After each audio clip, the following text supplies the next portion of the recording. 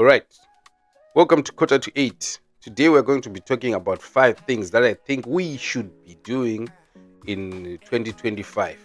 And I'm also going to be striving to do the same things, and if I had already started doing it, I'm going to be trying to make sure I'm really much in touch with what I'm going to be saying. And here goes the 5 things. Subscribe if you haven't, and tell a friend to subscribe to Kota2Eight.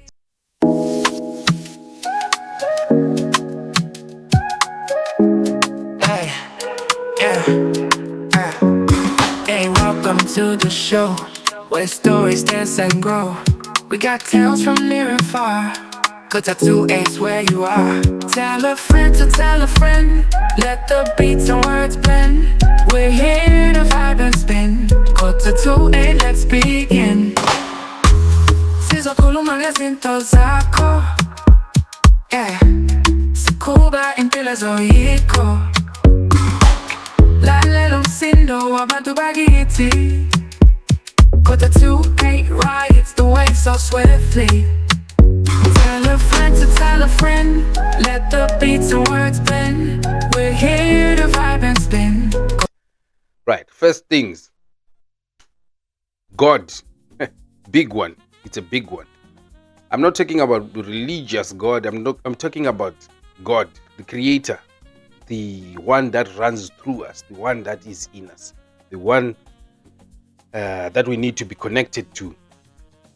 I think I talked about reflecting before on the previous podcast, and I think while we are reflecting, also we need to take time to find ourselves, and we need to find God. I read a statement before some time ago. It said, find God and you find yourself. Find yourself and you find God. Something like that. It was saying it more like I looked for God and I found myself, and I looked for myself and I found God. So it kind of tells me that as much as I already believe something like that, I feel like God and men are a connected being. We are all connected. I feel like we are all connected, but we need to find connection.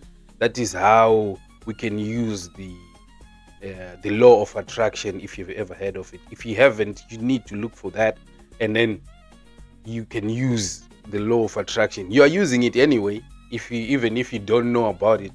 It's the laws of nature, it's the laws of the universe, and one of them is the law of attraction. So you're already using it. And how do you attract whatever you are attracting? I think you attract it through God. So I think we need to be able to learn to attract what we want to attract through God. And the only way I think we can do that is to find God and know where God is and how we can interact with God. And I had this. I saw this interview with.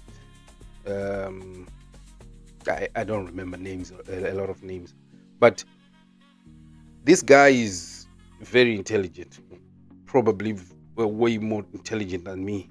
Yes, more intelligent than me. And he said we are in the process of creating our life.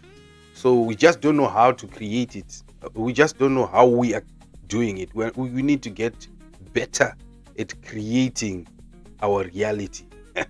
That's some crazy thoughts, eh? But it makes sense to me, because if we are always attracting something, we need to know what we are attracting and how we are attracting it. It goes back to what you're thinking and what you're focusing on, and what is prayer. What is prayer? What really is prayer? Yeah. So if you find God, you find a way to communicate with God, and then you know how to pray. So now, when you know how to pray, you know how to pray for the right things.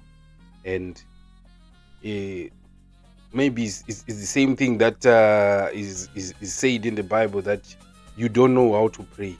So we need to learn to know how to pray. How do we do it?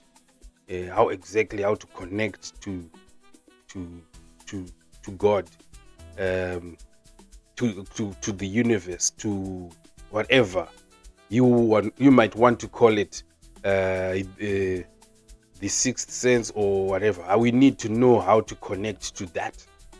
And I think we are all saying, we are talking about the same thing, and we might differ on what the name of it is, but I think we're still saying the same thing. And scientists talk about something else, and then religions talk about something else, but we're still talking about the same thing. And uh, I was reading also about this thing called quantum entanglement, and I think it's all on the same grid. As I was saying, it's all God, and we are all God. Everything is connected somehow, somewhere. And yeah, so we need to find God and find how to interact correctly with God, and how to influence our lives correctly, and how to attract what we want to attract, and not attract what we don't want to attract. Because we are always sometimes bringing things into our lives while we don't know we are doing it and how we are doing it. And so we want to find the root cause, as it were. Right. I'm always saying this. I'm always saying, count your blessings. It's starting to be a broken record, but I'll keep on saying it anyway, because I'm basically saying that we need to be grateful for what we have. We need to look at what we have, and we need to be grateful for that. And genuinely be grateful. And the thing about counting your blessings is amazing, because you get to use the blessing, you get to enjoy them, because you're always looking at, I have that, I have that. Because if you've ever heard the phrase, out of sight, out of mind, you're not thinking about it because you don't see it. So I think if we are counting our blessings every day, or we are being grateful for what we have, I think we can see what we have, and we can use what we have. I think there's great power in knowing what you really have, knowing what you can do, what you are able to achieve. It goes on to my third thing. Counting blessings was the second, and the third thing is to know thyself. Actually, it's control thyself. But for you to control yourself, you need to know yourself. You need to know where you your parameters. Where do you end? What do you have?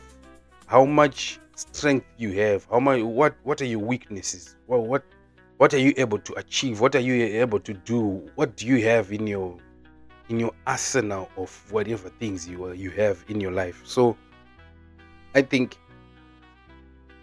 counting blessings is really great, because it kind of empowers you in a way, because you start to realize who you really are. You start to realize what you really have, how much strength you can master by counting your blessings. It's a little bit deep, but I mean, this is what we do here. We go deep on these issues that we need to handle in our lives. So I think counting your blessings is one big thing. And you start to I did this the other day, and I saw that I have a lot of time. and that is one thing I'm grateful for. And because I did that, I was able to say, I can I can do this podcast at this time because I have the time. I'm going to be awake anyway, so I might as well use the time for doing this podcast, and I also can still be available for my family when they are active and they are not sleeping. I wake up very early, and a lot of my people are sleeping, so that's why we're doing the podcast, because my people are sleeping. But I mean, it came from me looking at myself and saying, I do have this thing, right? I have 2 hours or 3 hours before everyone else is awake, and so why not use the time? And I think eh, there's a statement again that says, use it or lose it. It it it ties into that. So if you are not looking at it, if you don't know what you have, you are not going to be using it anyway, and you're probably going to lose it. So we don't want you to lose your blessings. Don't lose your blessing. Count them every single day if you can. Okay.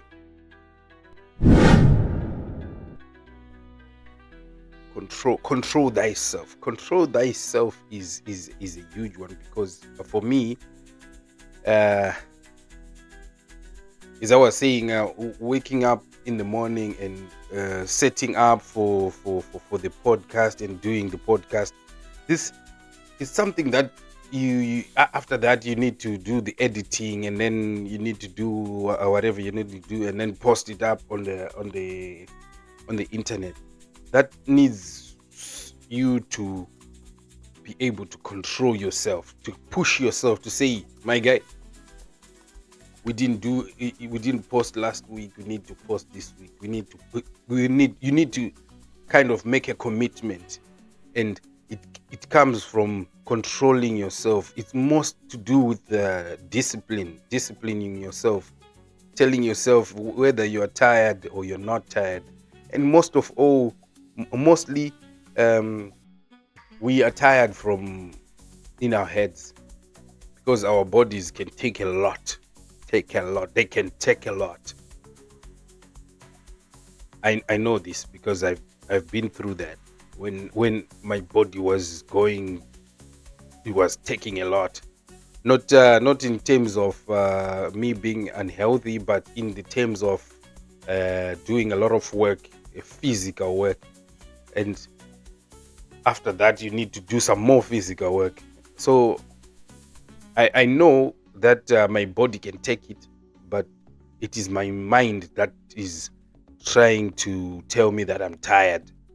But controlling yourself is always up there. It's always telling yourself, get out of bed as soon as or before the alarm rings or whatever.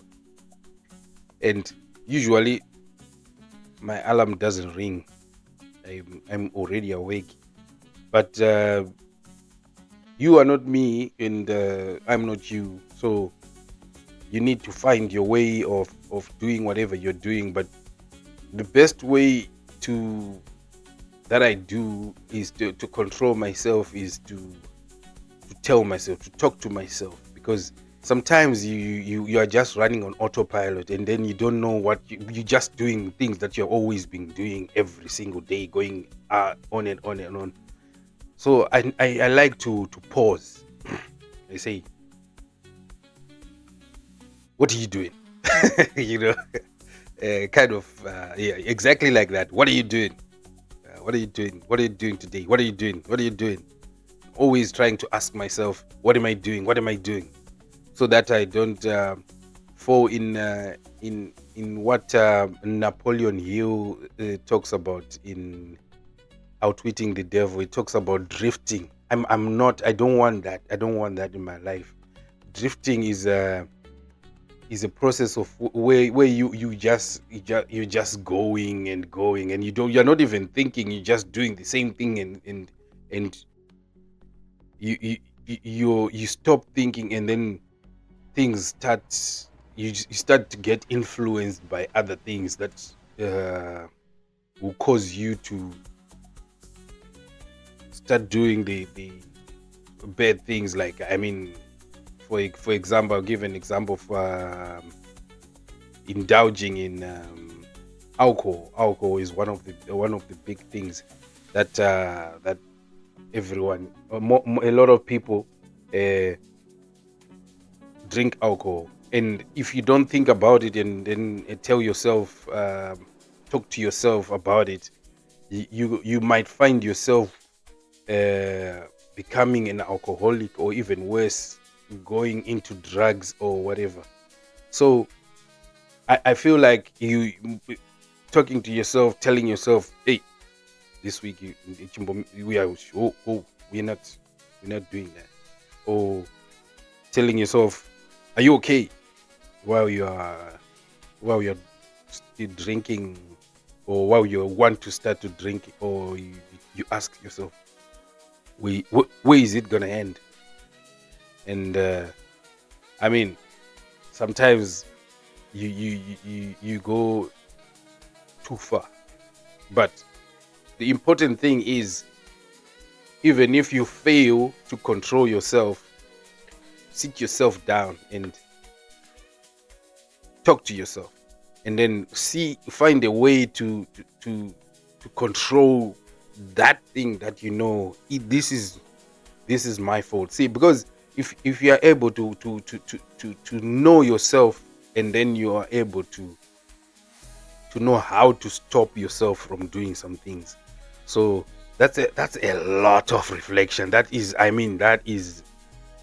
countless times of putting yourself in the chair and talking to yourself and interrogating yourself. I think it kind of seems like being hard on yourself, but I think it's okay to be hard on yourself sometimes, because if you don't do that, if you don't choose to be hard on yourself, someone else is going to be hard on you. And it is I don't think anyone would like to be controlled by anybody else. And so if you don't do that, you're opening up yourself to someone else controlling you. I don't know if it makes sense, because if you are not controlling yourself, someone else is controlling you. There's always someone controlling you, and I would prefer to control myself. And so it starts with small things, doing small things, making sure you are able to push yourself, aim low enough, control yourself, aim low enough, and say, I'm going to do this, and then do it, and then do another harder thing, a bit harder, because one thing you should know, your body can take it. It is your head that is trying to trick you and telling you that we're not gonna be doing this. You don't stop whining, okay? We're not going to be whining.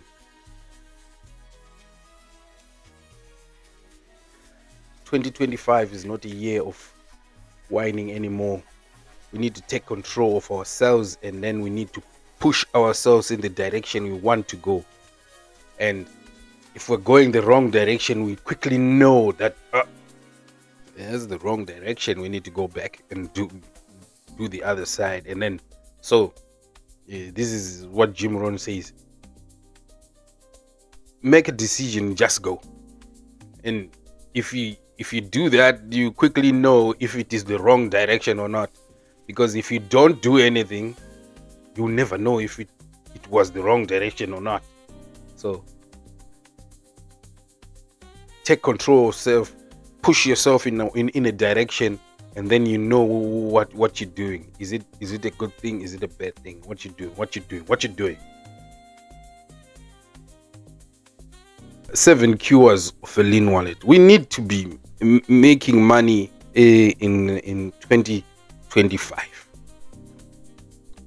We need to be making money in 2025. I mean, at least if we are not making money, we need to be saving up some money. So for that, I read this book called The Richest Man in Babylon. If you haven't read it, you need to read this one. We can't be having to talk about attracting law of attraction and God and all that, and counting your blessings, and then we can't talk about money or wealth. I think money is in our time is very important in our lives because we use it. We need to transact every single day, so it's part of our life. So you need to have it. Well, if you can, have as much as you can. Don't be greedy. I'm not saying go out there and be greedy and take everything from everyone. I'm not saying don't be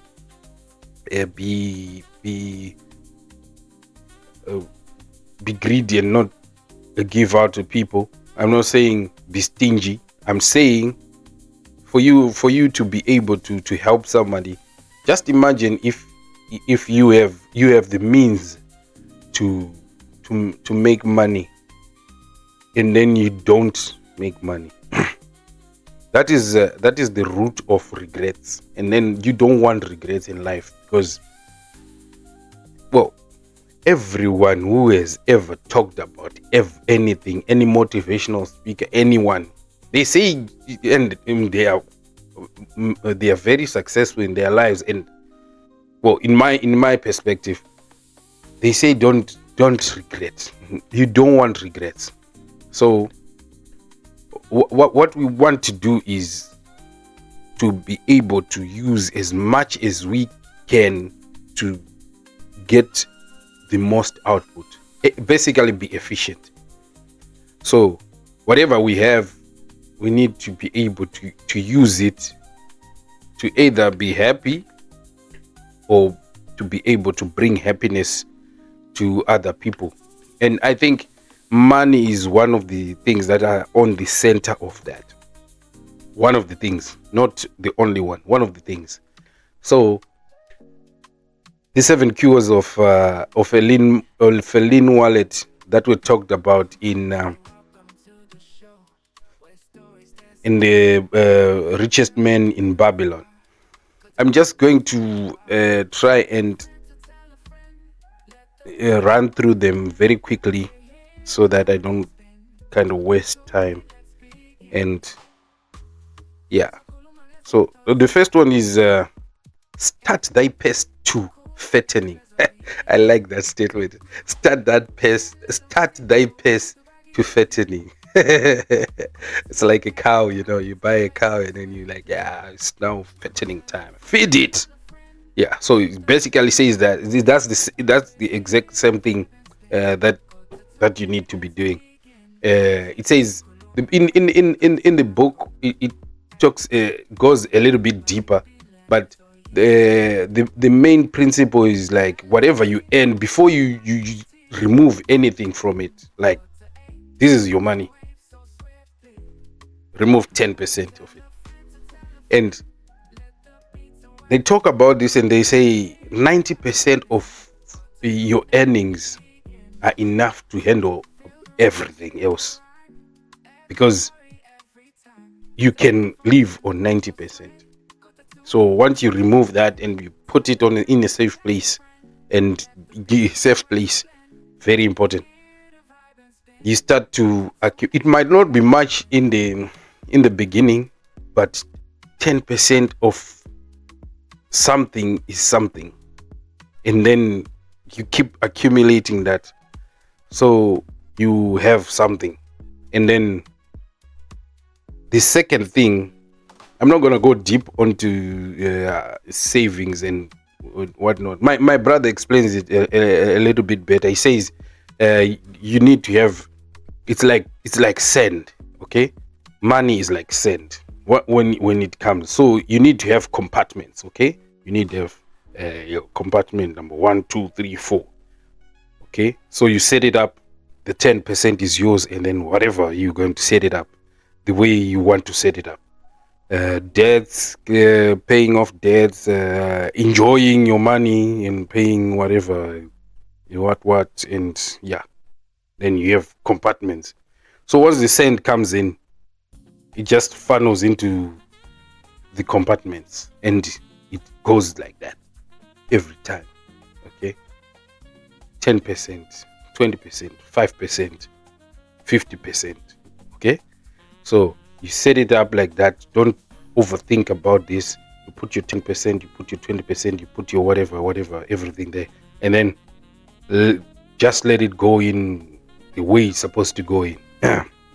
So that's savings, and you need to, if you need to go and research about it, please do, because this is one of the most important things. To pay yourself, they talk about it. Pay yourself. That's what they are talking about.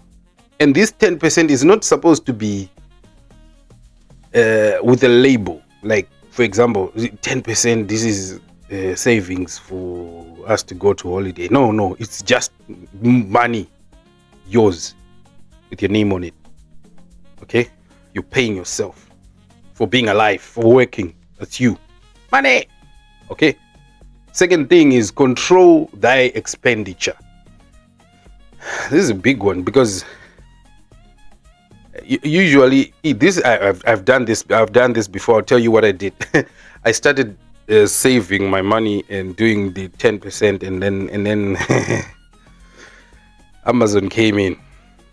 I mean, I fell off the wagon, and I went into my savings, my money, and I gave it a name, and I bought something else, and that was wrong of me. So it left me with no money that is in my name, specifically in my name, that is mine. So I didn't have money because I used it for stupid things. I don't even remember what I was doing, and usually you don't you just need 2 days to just forget about buying something.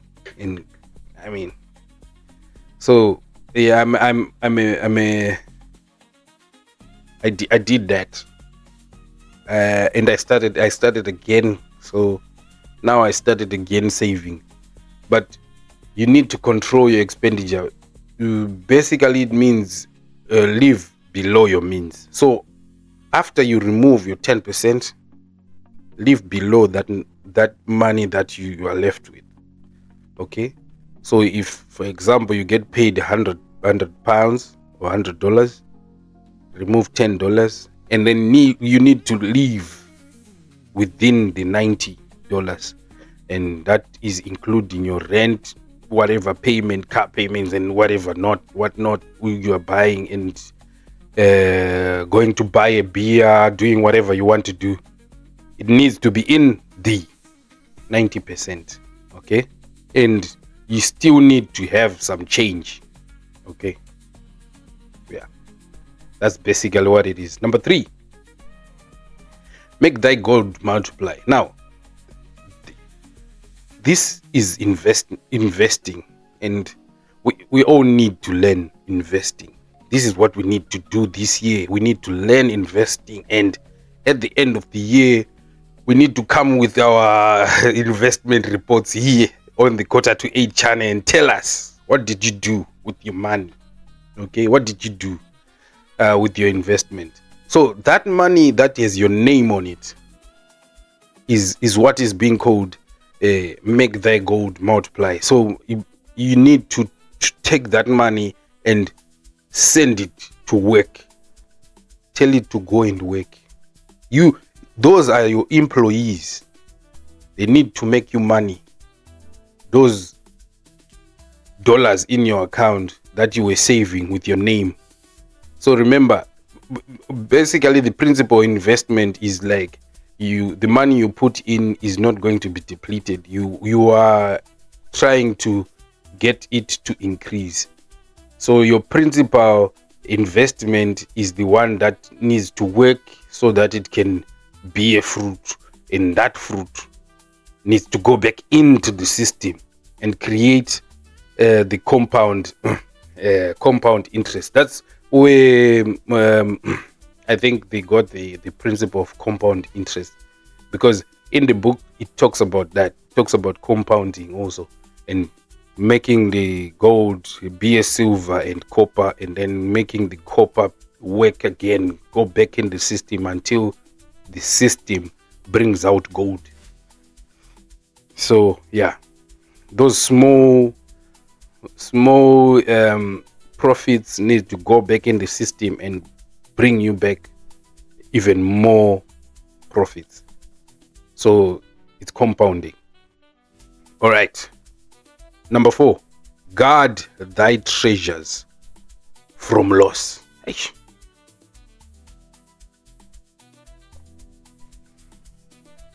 So in any investment, there's always risk of losing money, and it starts from where you are putting your profits anyway, or your your money that you're saving yourself, that you're paying yourself. Where are you putting it? Are you putting it in a meme coin? I mean, meme coins are not predictable, they are not safe. They are investments, they are high risk, and so you need to know about this. So the best thing, one of the things you need to do is, if you do say you want to put your money into crypto, either you need to learn about crypto very quickly, or find an expert that already knows about crypto. Find a real one, because the internet is riddled with a lot of crypto gurus that really don't know what they're doing. Most of them, not most of them, some of them are just advertising new projects because they're being paid to advertise. They're a kind of influencers. You don't need to find an influencer. You find someone who really knows what they're doing. Like, for example, right now, or maybe just buy Bitcoin, maybe Ethereum, maybe Solana, but don't go too far down the rabbit hole. But while you're investing, invest that way. Acquire a lot of knowledge about what you're doing, or find someone who already knows what they're doing in this, and then they tell you this is how you do it, or you do stocks, or you do something like that. Invest. Okay, and invest. It's better to invest in a safe place that you know is going to give you a certain amount of money, that you know that this is going to give me 5% every year, 5% every year, 5%. You know it's 5%. You are guaranteed of that. So that is better than saying, I'm going to go and buy this meme coin or that one, while you don't really know what's really going on. If you do know what's going on and how to work everything around and do whatever you're doing, go ahead and do it. I'm not stopping you. I'm just saying you need to have enough information before you run to the horse tracks, and then put your money on marigold. I mean, you don't know her, you know. So I'm just saying, for you to be safe, have enough information about what you're going to be doing with the money, or find someone who is an expert in it. That's one way of protecting your investment. I don't know, which other ways do you think we can be able to protect our treasures from loss, or our money from loss? Tell me in the comments what you think about number 4, guard your treasures from loss. Okay, so number 5, make thy dwelling a profitable investment. This is a big one, because if you ever had Rich Dad Poor Dad, Robert Kiyosaki talking, he says, he talks about this thing of having a house, but buying a house, but not having the house to bring you money. He says it is a liability. He puts it in the liability section, and we think that buying a house is buying an asset, but most developed countries, the house doesn't belong to you anyway. So if you haven't, or I think if you haven't bought it right out, you don't really own it, and you can't really say yes, you say it's mine, but you're paying a mortgage. That's just a rental. And I think it's good to do that, but I also think you need to be able to make that house pay for itself and also pay you money. So for example, Airbnb, your house, your extra room, or your yard, or your outside, you may host, like, I don't know, your company functions and all that, and then your your house gets paid a rental fee or something like that. There are many ways of trying to get your property to bring you money, but sometimes we don't look into that, and then we'll be like, I don't want my house to be doing that, especially if you have one house. I mean, I think we need to go be a little bit deeper on that and find out how we can bring money to us, make our properties work for us and bring us something. I don't know, we need to do that. Number 6 on the 7 cures of a lean wallet is ensure a future income. This is very important. This is very important. Like, for example, if you are going to work, all right, and then you're saving up your money, you're paying yourself first, and you are just doing that. It's good. You're on the right track, but you need to make sure that if you're no longer going to work, or something happens to you, God forbid you get into an accident, or you can't do the same work you used to do, how are you going to provide for yourself or your family or whatever, to do whatever you were always doing? So, or your generational wealth, your children, your children's children. We are always trying to provide for the next generation, even they are not born yet. But so we need to ensure that we have things like the real estate. I think is something that is very big. Having properties that are always going to provide money for us.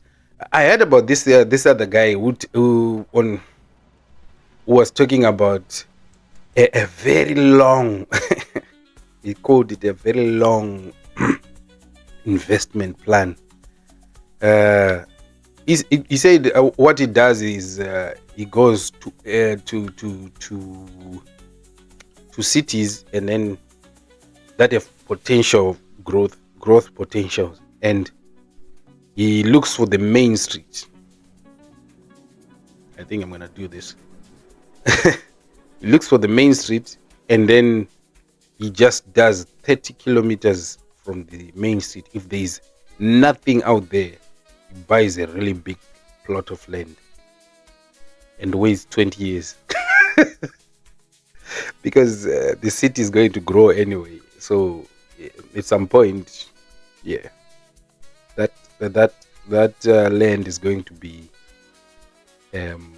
that's going to appreciate in value. So that's another way. So there are many ways to make sure that you can lock in some profits, and then make sure nothing takes them away. And investing in places that you know can give you that, like for example that the 30 mile thing. I think that is genius. And yeah, if I ever have enough money to buy that a property, I would do that. Yeah, that makes sense. That makes sense. That kind of ensures that you know that this is a place that this is mine. And some places will tell you that you can't leave a plot lying without any activity, with no buildings on it. But just put one building, a good one, small, and then maybe you can sell it, or maybe you won't sell it. Maybe you build something there, something big, or you find an investor of some sort, build a industrial side, or build a, I don't know, commercial side. I don't know. Yeah, you never know, but that's a good plan. Yeah, increase thy ability to earn. Increase thy ability to earn. This is number 7, the last one, and I mean, it's it's pretty much the same thing as number 6, but okay. Uh, I'm wrong. Increase their ability to learn to earn is more like you in, make yourself more valuable. Yeah, make yourself more valuable. So increase. Let's say, for example, you were doing some public speaking, motivational speaking, and you are not very good at talking in front of people, even though you are doing what you're doing. So going to a school to learn how to talk, that is increasing, that is making your skills better, making yourself more valuable. And reading more books about whatever you talk about, and that increases your value. So there are many things that you can do to increase your value without paying a lot of money. People think increasing my value, I need to pay for a lot of things. We have a lot of things, a lot of things on the internet, the internet of things. People, we have free colleges online that you can just go and learn. Go and learn for free. And we don't do it because somehow in our heads we were told that if you're not paying for it, it's not valuable or something like that. Because and I have done this before. I've done it. I have subscribed to, not subscribe as such. Oh, the other thing, YouTube is free. There's a lot of stuff on YouTube for free. It's the biggest college, I think, online is the YouTube. Right here, there's a lot of things that you can learn. And then I've done this before. I've enrolled into a college called Allison College. It's free. It's got many kinds of courses, and we are pressed on start learning. And I mean, I'm still learning. 3 years later, I'm still learning something that is supposed to be I should have learned this a long time ago. I should have learned this. It's the course says 6 to 10 hours, but I'm still trying to finish that, and I don't know why it is wired into us, but I am going to finish it this year, because I'm not leaving any stone unturned. I am going to increase my value. I'm going to make sure that I can earn more. Yes, increase my ability to earn. So by learning all those skills that I can learn on that college, Allison College. By the way, I'm going to leave a link in the description for you to go and check it out and if you do check it out, they will give me a bump on whatever you're going to be doing there. So yeah, it is an affiliate link, so just know that. But it's for free. The only thing you pay for is the certificate, but it's a kind of $50 I think. But I mean, you get a diploma for. I'm not trying to market them, but I'm saying you can learn something. Yeah. But if you are actually not willing to pay for the certificate, you can just go and learn and know how to do some stuff, and then keep learning. You don't even need to pay for the certificate if you don't want to, because you're just learning. You're trying to get yourself better, improve yourself. Yeah, do that. And that's the 7 cures of a lean wallet. The people we hang out with, the people we interact with, the people we are always with, uh, are a very big thing. They influence us immensely.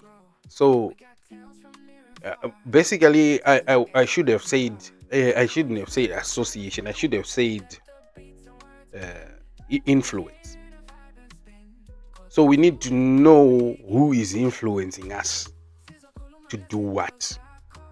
And well, that's association also. But what are we watching online? What are we looking at? What are we reading? What we need to. I think I've said this before on the previous podcast. We need to put a guard at the gate of our mind. Put a guard at the gate of your mind, so that they can check everything that is going in. Who are you?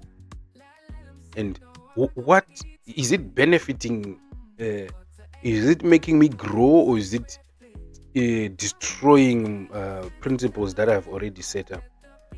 Sometimes we have friends that are in our lives, and they don't mean bad. They don't mean bad things to happen to us. They don't want us to be bad. They actually love us, and then they are always on our side. But sometimes they are not, because that is who they are. So association is a big thing, or influence is a big thing also.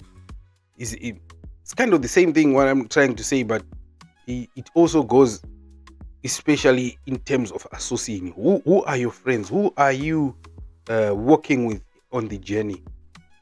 I heard this story from Jordan Peterson. He talked about a frog and the scorpion. The scorpion was trying to cross the river, and it couldn't cross the river on its own because it couldn't swim. So it decided to seek the help of a frog, and went up to the frog and said, "My guy, give me a lift." And the frog said, "No, I don't trust you, man. What? Why would I carry you over to the other side? You will sting me, and then what will happen? You will kill me." And then the scorpion said, "Okay, you are right, but if I sting you, we will all sink to the ground. We will all sink, and we will all die. So why would I sting you?" And then the frog was like, "Yeah, it makes sense. Makes sense, because no one wants to die, right? No one wants to die."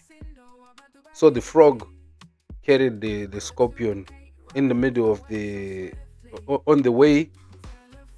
The scorpion stung the frog, and while they were sinking, the frog asked, "Why did you do it, man? You know that we're going to die. We are both going to die." And the scorpion said that I just did it. That's who I am, man. I sting. So some people are still gonna sting you, man. You know this guy is going to sting me. So why are you hanging around? Okay, stop hanging around the barbershop if you don't want to get a haircut. Because sooner or later, if you hang around the barbershop, your hair is gonna get cut. Okay. Have a good day. Have a good year. We'll still be here next week. Okay. Tell a friend to subscribe to Kota2Eight. Cheers. Hey, yeah, hey, welcome to the show where stories dance and grow. We got tales from near and far. Kota2Eight's where you are. Tell a friend to tell a friend. Let the beats and words blend. We're here to vibe and spin. Kota2Eight, let's begin. Sizokhuluma ngezinto zakho. Yeah. Sikuba impilo zoyikho. Lalela umsindo wabantu bakithi. Kota2Eight rides the wave so swiftly. Tell a friend to tell a friend. Let the beats and words blend. We're here to vibe and spin. Kota2Eight, let's begin. Sizokhuluma ngezinto zakho. Sikuba impilo zoyikho. Lalela umsindo wabantu bakithi. Kota2Eight rides the wave so swiftly. Tell a friend to tell a friend. Let the beats and words blend. We're here to vibe and spin. Kota2Eight, let's begin. Feel the rhythm, feel the rhyme. Every story, every time. Saxophones and horse show sway. Kota2Eight's bright new day. Tell a friend to tell a friend. Let the beats and words blend. We're here to vibe and spin. Kota2Eight, let's begin.